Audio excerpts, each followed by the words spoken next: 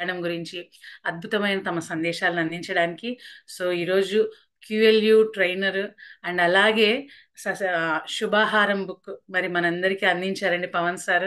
చాలా చిన్న వయసులోనే ఆధ్యాత్మిక మార్గంలోకి రావడం జరిగింది. ప్రేమ్నాథ్ సార్ అన్నారు కదా, ముందు బ్రహ్మచారి కావాలి అని, తర్వాత గృహస్థాశ్రమంలో ఎంటర్ అవ్వాలని. మరి ఆ విధంగా మరి ఒక ప్రాపర్ వేలో సార్ ఎంటర్ అయ్యారు గృహస్థాశ్రమంలోకి. సార్ మెసేజ్ తీసుకుందాం కళ్యాణం గురించి, మరి సార్ అభిప్రాయం తెలుసుకుందాము. Sir welcome sir. Pavan sir, please welcome sir. Thank you light workers అందరికి కూడా. ఎందుకంటే ఇవాళ పత్రిక రైట్గా మాట్లాడే అవకాశం దొరికినందుకు ఆన్ ది స్పెషల్ డే మీకు స్పెషల్ థ్యాంక్స్. సో వాళ్ళ టాపిక్ ఆ టైటిలే చాలా, ఇంకేం అక్కర్లేదు. ఒక టైటిల్ అర్థం చేసుకుంటే అన్ని బాగుంటాయి. ఇంకా కళ్యాణం కమనీయం. సో ఇందాక చెప్పారు, ప్రేమ్నాథ్ గారు చెప్పారు, ఎంతో చక్కగా చెప్పారు. ఇప్పుడైతే ఫస్ట్ మనకు ఆ స్పిరిచువాలిటీ ఉంటుందో, మనతో మనం స్వయంగా ఉంటామో, మన ఆలోచనల పట్ల, మన మాటల పట్ల, మన చేష్టల పట్ల మనకి ఎప్పుడైతే ఆ ఎరుక ఉంటుందో, అప్పుడు ముందు మనతో మనం బాగున్నప్పుడు, మనతో మనం ప్రేమగా ఉన్నప్పుడు, మనల్ని మనం అంగీకరించగలిగినప్పుడు, మనల్ని మనం పూర్తిగా యాక్సెప్ట్ చేయగలిగినప్పుడు మనం ఇంకొకరిని యాక్సెప్ట్ చేసే అవకాశం ఉంటుంది, ఇంకొకరికి ప్రేమనిచ్చే అవకాశం ఉంటుంది అన్నమాట. లేకపోతే ఏమవుతుందంటే ఓషో చెప్తారు, ఈ భూమి మీద ఎక్కడ ప్రేమ ఇచ్చేవాళ్ళు లేరు, అందరూ ప్రేమ భిక్షగాళ్ళు మాత్రమే. భార్య భర్త దగ్గర, పేరెంట్స్ పిల్లల దగ్గర ప్రేమ అడుక్కుంటూ ఉంటారని చెప్తారన్నమాట. అంటే ప్రేమని ఇస్తున్నాను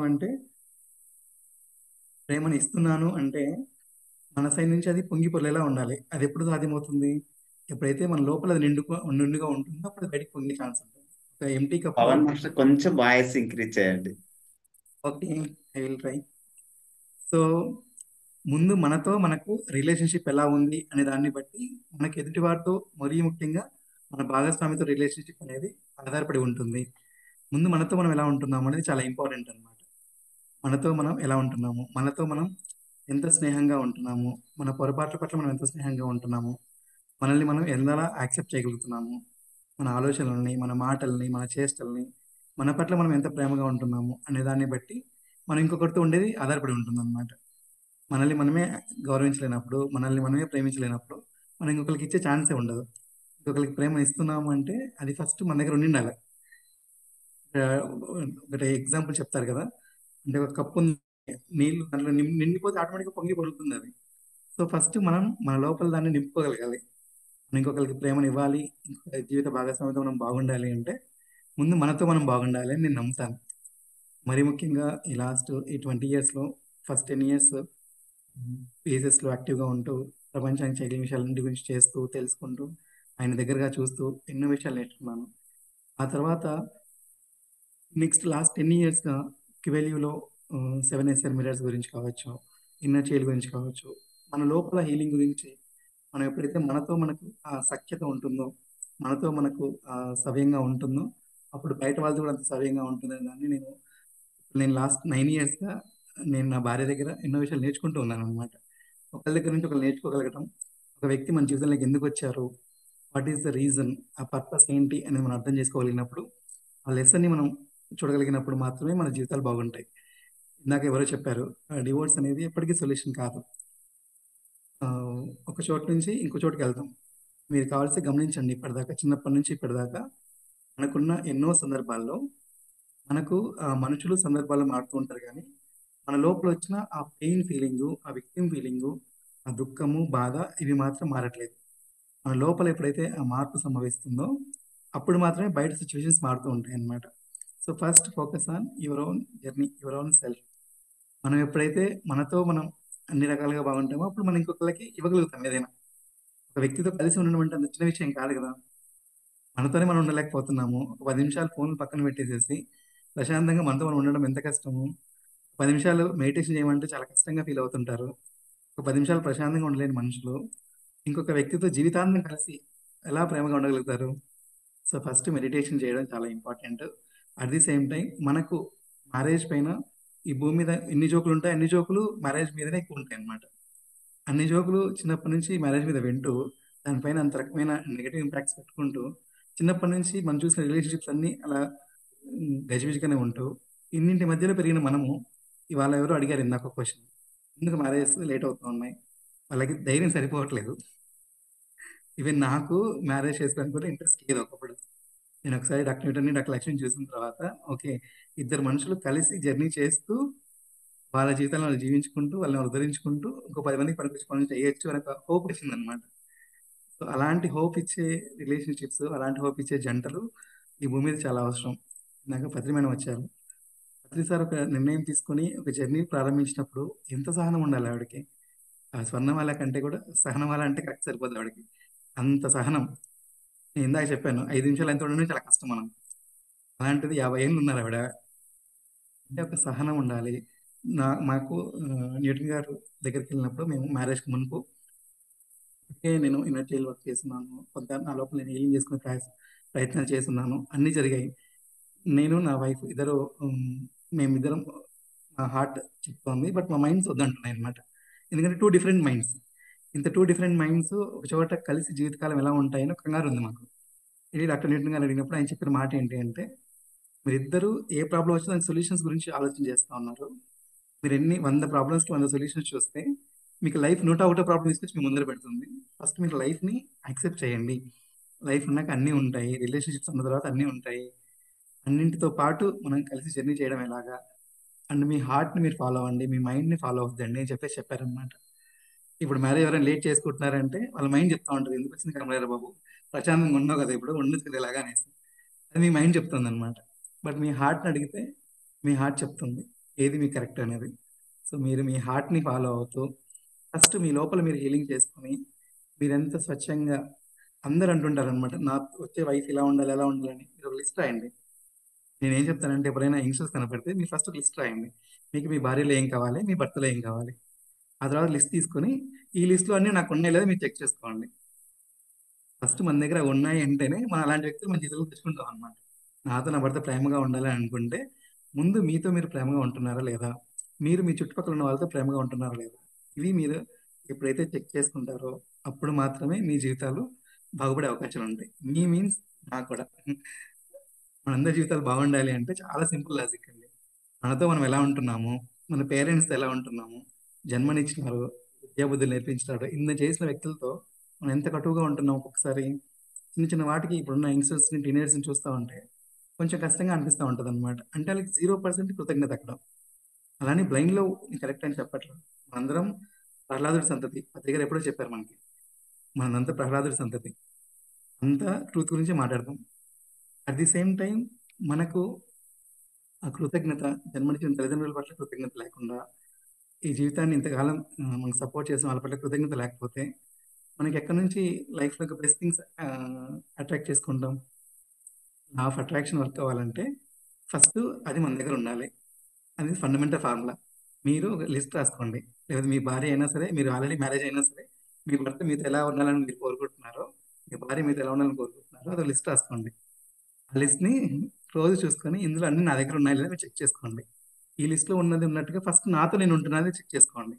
అంతే మీరేం పెద్ద అక్కర్లేదు దానికి. చాలా సింపుల్. రిలేషన్‌షిప్స్ ఎప్పుడు కూడా మిర్రరింగ్ చేస్తాయండి. మన ఎదుటి వ్యక్తి మన లోపల ఏదైతే హీల్ చేసుకోకుండా వదిలేసామో, వాళ్ళని వాళ్ళు తీసుకొచ్చి చూపిస్తూ ఉంటారనమాట మనకు. బాబు నీ దగ్గర ఇది ఉంది. మనకు కోపం వస్తా ఉందనుకోండి, మనకు కోపం ఉంది అని తీసుకొచ్చి వాళ్ళు చూపిస్తారనమాట. నాకు ఫేవరెట్ ఎగ్జాంపుల్ ఓషో చెప్తుంటారు. బావి లోపలికి ఒక బకెట్ ఏసి తీస్తే, ఆ లోపల ఏముంది అదే బయటకొస్తదనమాట. ఓకే. దుబాయ్‌లో ఏస్తే పెట్రోల్ వస్తది. ఇండియాలో ఏస్తే వాటర్ వస్తది. సముద్రం దగ్గర ఏస్తే ఉప్పు నీళ్ళొస్తాయి. దాని లోపల ఉన్నదే వస్తది బయటికి. లేనిది రాదు. సో, మిమ్మల్ని ఎవరైనా ట్రిగ్గర్ చేస్తున్నారు. మీ భర్తనో, మీ భార్యనో లేదా ఇంకా మీ చుట్టుపక్కల వాళ్ళు ఎవరైనా మిమ్మల్ని ఇబ్బంది పెడుతున్నారు. ఆ ఇబ్బంది పెట్టినప్పుడు మీకు కోపం వస్తా ఉంది, దుఃఖం వస్తా ఉంది అంటే, అవి ఆల్రెడీ ఉన్నాయి లోపల అని అర్థం అనమాట. వాళ్ళేం చేస్తున్నారు? జస్ట్ లోపలికి తీసుకొచ్చి మీకు బయట చూపిస్తున్నారు అంతే. లోపల ఉన్న దాన్ని తీసుకొచ్చి చూపించే ప్రయత్నమే చేస్తున్నారు వాళ్ళు. వాళ్ళు జస్ట్ ఒక క్యాటలిస్ట్ లాగా. మీకు లోపల కోపం ఉందని మీకు చెప్తున్నారు. లోపల దుఃఖం ఉందని మీకు చెప్తున్నారు అంతే. అంతకుమించి ఇంకేం చేయట్లేదు వాళ్ళు. సో, మీ చుట్టుపక్కల ఉన్న ఏ వ్యక్తితో మీకు సంబంధం లేదు. అంటే వాళ్ళతో వాళ్ళు చేసే చేష్టల వల్ల మీ జీవితానికి ఏ విధమైన సంబంధం లేదు. మీ భర్త అయినా, భార్య అయినా ఏదైనా సరే ఫస్ట్ మీ లోపల ఆ అంతర ప్రపంచం మారినప్పుడు మాత్రమే, ఆ అంతరంలో శుద్ధి జరిగినప్పుడు మాత్రమే అది బయట రిఫ్లెక్ట్ అవుతుంది. ఆ మిర్రర్ అనేది కరెక్ట్‌గా కనిపిస్తుందనమాట. మనం మన మొహాన్ని నేను తలదుని ఇలా దూకుని ఇలా ఉందనుకోండి ఇన్‌స్టిట్యూట్‌గా నేను ఎన్ని అద్దాలు మార్చినా అలానే కనిపిస్తదది. అద్దం మారేస్తే ఉపయోగం లేదు.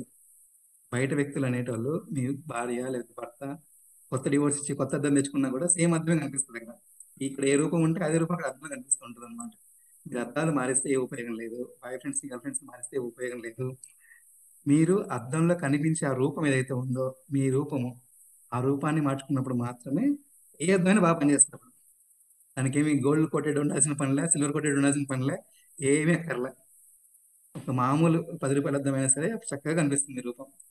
ఎప్పుడు మీ రూపం బాగున్నప్పుడు. So first focus on your own self, than focus on other person. మీతో మీ రిలేషన్షిప్స్ బాగున్నప్పుడు మాత్రమే బయట వాళ్ళతో మీ రిలేషన్షిప్ బాగుంటుంది.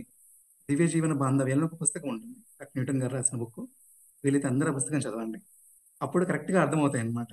ఓకే, ఎన్ని రకాలుగా వాళ్ళు మనల్ని ప్రతిబింబిస్తూ ఉన్నారు. అంతర ప్రపంచమే మనకు బాహ్య రూపంలో, వ్యక్తుల రూపంలోనూ, సందర్భాల రూపంలో కనిపిస్తూ ఉంటుంది. సో మీకు బయట ప్రపంచం మారాలి, బయట మీ భర్త మారాలి, మీ భార్య మారాలి, లేకపోతే ఎవరైనా సరే వాళ్ళు మారాలి అంటే ముందు మీ లోపల మార్చుకోవాలి. నాకు చెప్పినా కదా, అర్థం మారిస్తే ఉపయోగం లేదు, మన రూపాన్ని మనం సరి చేసుకోవాలి. అప్పుడు మాత్రమే సొల్యూషన్స్ వస్తాయి. So thank you so much for this opportunity. Thanks to each and every one. Best wishes for your wonderful journey. చేసుకున్న వాళ్ళకి, చేసుకోబోతున్న వాళ్ళకి అందరికీ కూడా మ్యారేజ్ అనేది ఎప్పుడు షార్ట్ కట్టేనండి. అయితే సోక్రటీస్ రూపంలో ఎంటర్టైన్మెంట్ వస్తుంది గ్యారంటీగా. అంటే ఒక హార్డ్ వేలో ఎంటర్టైన్మెంట్ గ్యారంటీ. లేదనుకోండి డాక్టర్ న్యూటన్ గారి లాగా, పత్రి గారి లాగా చాలా పాజిటివ్గా ఒకరికొకరు సపోర్ట్ చేసుకుంటూ ఎంటర్టైన్మెంట్ గ్యారంటీ. సో ఎవరైనా నన్ను అడిగితే ఏం చెప్తానంటే మ్యారేజ్ అనేదాన్ని షార్ట్ కట్ అని చెప్తాను అనమాట. ఏ రోజు రూపంలో గ్యారంటీ. అయితే వైరాగ్యం వచ్చినా పోతాడు వాడు అక్కడి నుంచి, లేదంటే అక్కడ ఉండి సంసారంలోనే నిర్వహణ తెచ్చుకుంటాడు. సో ఏదో ఒకటి కావాలంటే ఫస్ట్ ఆ స్టెప్ తీసుకోవాలన్నమాట. స్టెప్ తీసుకున్నప్పుడు సొల్యూషన్స్ వస్తాయి. Thank you. Thank you so much. మొత్తానికి నిర్మాణం అయితే వచ్చేస్తుంది. Wonderful sir, wonderful. అండ్ మీరు చెప్పారు కదా లిస్ట్ తయారు చేసుకోవడం, అది నిజంగా చాలా అద్భుతంగా ఉంటుంది. ముందు మనం ఉన్నామా లేదా అని చెక్ చేసుకోవడం. అంటే మీరు చెప్పినట్టు మన చుట్టూ ఉన్న వాళ్ళే మన ప్రతిబింబాలు. సో ముందు మనల్ని మనం మార్చుకోవాలి. చాలా మంది అనుకుంటుంటారు, నా ఊరిని మార్చేసుకుంటాను, ఆ నా భార్యను మార్చేసుకుంటాను అని ఎన్నో చెప్పేస్తుంటారు. సో ఈరోజు వాళ్ళకి చాలా మర్యాదగా జవాబు చెప్పారు. నేను మీరు ఎలాగో ఈ పాయింట్ చెప్పారు కాబట్టి మీకు షేర్ చేస్తాను. చాలా మంది మా ఫ్రెండ్స్ అనేవాళ్ళు అనమాట, నేను మార్చేసుకుంటాను, నా భార్యను మార్చుకుంటాను, నా భర్తను మార్చుకుంటాను అని. అసలు ఛాన్సే లేదండి. మార్చుకోవాలి అంటే వాళ్ళు మార్చుకోవాలి. ఎందుకంటే అదొక సోల్. బ్రహ్మానందం సినిమాలో ఒక చోట ఉంటుంది అనమాట, నాకు ఆత్మ ఉంది, దానికి ఒక కథ ఉంది అన్నట్టుగా. మీ ఎదుటి వాళ్ళు కూడా దాని లోపల ఒక ఆత్మ ఉంది, దానికి ఒక ప్రయాణం ఉంది. ఆ ప్రయాణంలో వాళ్ళు ఎక్కడ ఉన్నారని వాళ్ళకి తెలుస్తుంది. సో ఆ సోల్ రెడీ అయినప్పుడు మాత్రమే నెక్స్ట్ స్టెప్ వెళ్తుంది. మీరు రాజసిక్ సోల్ను, తామసిక్ సోల్ను తెచ్చుకొని దాన్ని ఇప్పుడు నేను సత్వగుణం సోల్ లాగానో లేకపోతే ఇంకా ఎన్లైటెన్ పర్సన్ లాగా చేస్తానంటే ఇంపాసిబుల్. మీరు ఒకటో తరగతి పిల్లోడికి పిహెచ్డి ఫార్ములా చెప్తారంటే వాడికి ఎక్కదు, ఛాన్సే లేదనమాట. సో మీరు ఎదుటి వాళ్ళు మారుతారు అనే ఆలోచన తీసేయండి ఫస్ట్. అది మీరు ఛాన్స్ లేదని అనుకున్నారండి, పొరపాటున మారితే అదొక లక్ అనుకోండి అంతే. ఎదుటివాడు ఎవరైనా మారాలంటే వాళ్ళకి వాళ్ళగా మారడానికి ఛాన్స్ ఉంది. ఎందుకంటే లాస్ట్ 10 yearsగా నేను చూస్తూ ఉన్నాను, నిజంగా మన మీద వర్క్ చేసుకొని నేను మారాలి అని అనుకొని కష్టపడతా ఉంటేనే ఇప్పటికి బోల్డ్ వర్క్షాప్స్ అటెండ్ అయ్యి ప్రతిరోజు ఏది వచ్చినా ఓకే నెక్స్ట్ ఇది ఎందుకు నా లోపలికి వచ్చింది, దీన్ని ఎందుకు నేను అట్రాక్ట్ చేసుకున్నాను అని ఒక సెల్ఫ్ చెక్ చేసుకొని కష్టపడతా ఉంటేనే చాలా కష్టంగా ఉంది మార్పు. ఏమీ లేకుండా నేను చాలా బాగున్నాను, నేను అద్భుతంగా ఉన్నాను అనుకున్నవాడికి ఏం చెప్తాం మనం? వాడు ఎప్పుడు మారుతాడు, ఎందుకు మారుతాడు అసలు? ఎదుటి వాళ్ళు మారుతారనే థాట్ తీసేయండి. ఏదైనా మారే అవకాశం ఉంటే మన లెవెల్ మార్చుకుందాం. పొరపాటున వాళ్ళు మారారనుకోండి, అది అదృష్టం అంతే. ఎందుకంటే వాళ్ళకి ఒక సోల్ లెవెల్ ఉంది. ఆ సోల్ ప్రాసెస్లో ఎవరు ఎప్పుడు ఏ టైంలో మారాలో, ఏ టైంలో వాళ్ళు శాకాహారులుగా మారాలో, ఏ టైంలో వాళ్ళు ధ్యానం చేయాలో ఆ టైంకి అవుతారు. మీరు ఎంత అరిచి గీ పెట్టుకున్నా రోజు వాళ్ళు మారాలని చెప్పి మీరు ధ్యానం చేసి కూడా ఏం ఉపయోగం ఉండదు. అనవసరంగా మీ టైం వేస్ట్, మీ ఎనర్జీ వేస్ట్ అనమాట. Thank you. చాలా మంది మా ఫ్రెండ్స్ అంటూ ఉండే అలా నేను మార్చేసుకుంటాను. చాలా మందిని చూసాను నేను దగ్గరగా, మ్యారేజ్ చేసుకున్న తర్వాత మార్చుకుంటా అని. చాలా రకాలుగా సఫర్ అవుతున్నా నేను చూస్తున్నాను అనమాట. ఎవరు మారరండి, అది ఫండమెంటల్ ఫార్ములా. వాళ్ళు మారాలనుకుంటేనే మారుతారు. మారరంటే ఎవరు మారని కాదు, చెప్పారు? వాళ్ళకి ఆ ఇంట్రెస్ట్ ఉండి, లేదు నా లోపల ఏదో నేను సరి చేసుకోవాల్సింది ఉంది, నా లోపల ఏదో మార్చుకోవాల్సింది ఉంది అని అనుకున్నప్పుడే మారే ఛాన్సెస్ ఉన్నాయి. దానికి చాలా కష్టపడాలి. ఏమీ కష్టం లేకుండా ఊరికి ఇలా మారిపోతారంటే ఎలా అవుతారు?